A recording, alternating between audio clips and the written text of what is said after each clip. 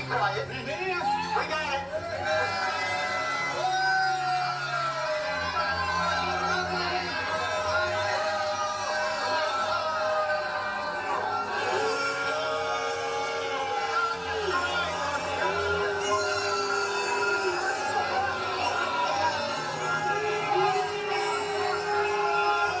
Imagine one day you wake up and your daughter is telling you, Dad, they're telling me I killed John.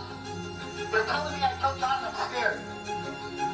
And then you go, you're involuntarily sectioned for 5 hours in Brockton at the same hospital, I believe, that the boyfriend has just pronounced dead. And you're sectioned there against your will.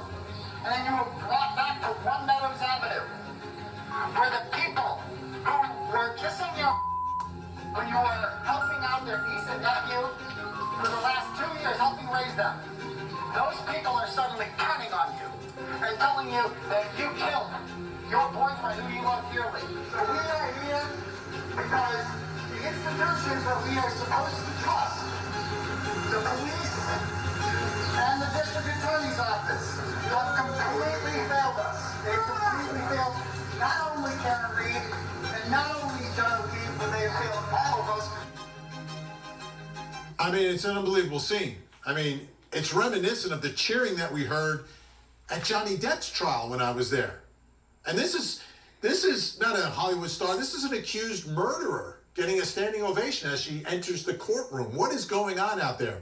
Well, the man who organized all of that is joining us tonight, our special guest, blogger, social media personality, owner of TB Daily News, and the man who organized the Karen Read protest. He's joining us tonight, apparently from Cape Cod, Massachusetts. Aidan Kearney, also known as Turtle Boy. Thanks so much for joining us tonight. Thanks for having me, Vinny. Let me start here. Aidan, Turtle Boy, what do you prefer? You can call me Turtle Boy. Okay, I'll go with Turtle Boy. No, not a problem. I understand. That's what everybody calls you. So let me start here. Yeah, I'm used to it now. Yeah. So the first question, how did you get involved in this case? Like, you were a sports guy, weren't you? No. I mean, I started the blog about 10 years ago about sports, and nobody really cared about sports. So I started really getting into investigative stories, and I became an award-winning journalist along the way. And I've built a pretty large following in the New England area. And so when stories like this happen, I gravitate towards them. But this particular story is by far the biggest and longest story we've ever done. We're on part like 97 at this point.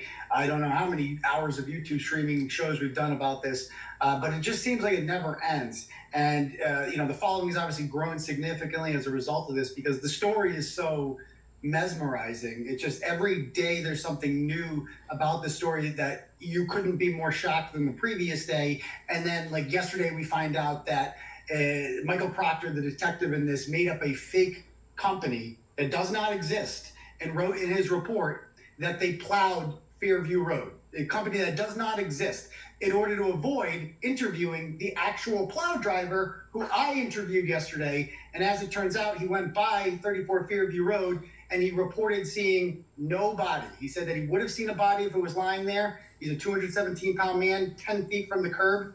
He said there was no body on the ground. And the lead investigator for the Massachusetts State Police, who is good friends with the people who are believed to be the perpetrators of this horrible, horrific crime, has known these people his entire life. He lives in Canton, and he never interviewed the only eyewitness who can definitively say that there was no body on the ground on 34 Fairview Road that night. And again, as I said off the top, Karen Read presumed innocent. Everyone that the defense is accusing is presumed innocent as well. But we know this way this is playing out, and the defense is going to make these same accusations that you're making. That obviously we have no idea what the truth is, and hopefully everything comes out inside the courtroom, and the jury tells us eventually. So you have no personal connection to Karen Read. No, I didn't know who she was before this. I mean, I briefly saw it in the news when it happened last year and didn't pursue it. I thought it was a horrible tragedy when it happened, like a horrible accident. I think a lot of people assume that. And then what really caught my attention was a court filing in April about the Google search. Like that was what caught my attention, and I looked into it and I read Alan Jackson's 94-page affidavit, accompanied by Richard Forensic. What his exact title is, Richard Green. He's basically a data nerd. He looks through your phone, finds things you deleted. I read it all, and every page I read further, my jaw just dropped, and I said, "This can't be happening. How is this real?" And I assumed, like, they have a woman Googling at 2:27 in the morning who was inside that house, how long to die in cold, claiming that John O'Keefe never came in that house. So why would you Google that if you thought John O'Keefe was home in his bed, right? So when I saw that, I'm like, well, this is game over, obviously. They have to drop the charges. This isn't, you trust the institutions, right? Like the district attorney's office can't be unethical and corrupt. They know let me ask you this, like, because, you know, you're coming out and protesting, right? And you're organizing all these folks coming down there, making a lot of noise locally, challenging people, getting in their faces, et cetera, coming in and out of the courtroom. Have you always been skeptical of police? Is that where sort of you come from? You question the police as sort of a social activist?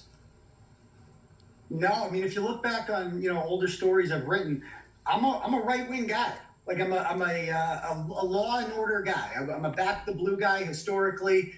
During the BLM riots in 2020, we were very pro-police during that whole thing and didn't think that all police were like Derek Chauvin, and just wanted to, you know, and so to have this happen, it feels like a betrayal of the trust that you put in these institutions. To have the cowardly, and that's what they are, the cowards of Canton, the cowardly Canton police, who first got to that scene at 6 a.m. and did not find a single piece of taillight or a shoe. And then 12 hours later, when the state police took over, boom, they found taillight everywhere and a gigantic shoe, which somehow the Canton police missed. Now, if I'm the Canton police chief, I stand by my men and I say, look, my guys are competent. They would have seen that. Those were not there. But the cowards of Canton remain silent. And not a single officer in that entire department has any fortitude up and say, no. We need to put a stop to this. An innocent woman, you are trying to put her in a box for the rest of your life while her killers remain free in this town that we live in. So, are you from Canton? I know you're in Cape Cod tonight. Are you on vacation? No, I'm on vacation. Yeah, it's the last night of vacation. That's what I figured. I'm from a little town called Holden, right next to Worcester, second biggest city in New England. So it's about an hour away. So I go to Canton a lot these days. So let me ask you this. You've got a lot of followers. The people that showed up at that courthouse, those protesters, are they local folks from Canton, or are they followers of yours who have gotten, you know, entrenched and committed to the story the way you have, who showed up from all over? Because I'm wondering, are we looking at potential jurors here? Well, I don't know how many live in Norfolk County. There's a lot of counties, and the county lines are kind of weirdly drawn in Massachusetts. But I doubt, I would probably say 5 to 10% of that crowd is a potential juror because they live in Norfolk County. Obviously, they would not be picked for the jury if they had jury duty that day based on their activism. But, you know, I mean, I would say like a very small percentage of that crowd is actually from Canton. I mean, these are people who are so outraged. I've never written a story like this that has gotten so much interest and outrage from people. Like, if I died tomorrow, this movement would go on. People would keep protesting. I'm kind of like the leader of the movement, but it's taken on a life of its own. Yesterday at the Canton Town Select Board, one of the alleged perpetrators is on the Board of Selectmen, and a lot of Canton folks just showed up and began demanding he resign. I didn't urge anyone to do that. This is taken on a life of its own because it is that outrageous. I am not a conspiracy theorist. Let me ask you this. Now, there were cheers for Karen Read on the way into the courtroom, but there were boos for other folks who were walking in. Who was that, and why was the crowd booing people who were walking in? I mean, because was it the prosecution? Was it an officer? Who was it? That's Carl Dougal. He's a local moron. He's a Boston detective. He is the only member of the Boston Police Department that believes Karen Reed did this. Normally, when a cop gets killed, So police officers wait, go to court. So again, I mean, you called him a name. I just got to be careful with that. I'm sorry, I apologize. Yeah, I get it. Okay. I get it. That's the way your show usually goes. Just tone it down just a little bit tonight in terms of the name calling. Because I don't know him. He could be a bright guy, could be the best guy in the world. I don't know. You have a problem with him. But he's from the Boston PD, is what you're saying?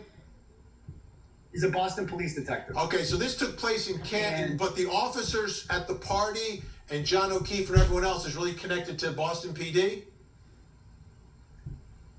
I mean, the only other person connected to Boston PD in that house is the homeowner, Brian Albert. Okay. He has a brother who's on Canton Police. He's got another brother on the Board of Selectmen. But, this took place in Canton. It just happened to be two Boston cops in a Boston suburb, like not Boston itself. And so Carl is a former co-worker of his. And That's his. Wasn't that John O'Keefe's friend? Isn't that his friend? Yeah, but a lot of John O'Keefe's friends are sitting on Karen Reed's side, including some of John's ex-girlfriends. Imagine that. Like ex-girlfriends aren't supposed to like the latest girlfriend, but they're Right. sitting there with Karen on her side. Well, let me Friends of ask John you O'Keefe this are- though. Let me ask you this. I mean, he's his friend is dead, right? And he believes what he believes. Do you think he's at fault here for believing what he believes at this point? Yes. So Yeah, first of all, nobody is. I'm trying to be nice. yeah, go ahead. Nobody with who is that ignorant should be in charge of investigating any crimes at all. The fact that he's a Boston police detective makes me wonder how many times he has falsely arrested people for crimes that they did not commit. If he just I get it, but bases why- this all on a hunch. Yeah, so I'm just wondering what this scene is going to be like at the courthouse, right? For folks who are coming in. How about John O'Keefe's family?